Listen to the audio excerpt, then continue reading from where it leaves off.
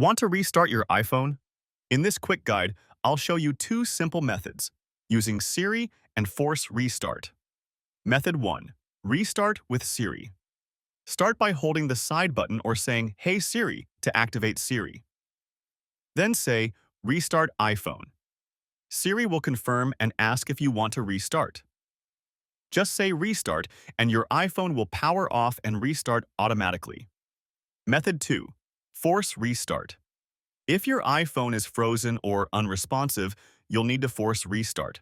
To do this, quickly press and release the volume up button, then quickly press and release the volume down button, and finally press and hold the side button. Keep holding until your iPhone screen goes black and the Apple logo appears. Once you see the logo, release the button and wait for your iPhone to power back on. And that's it.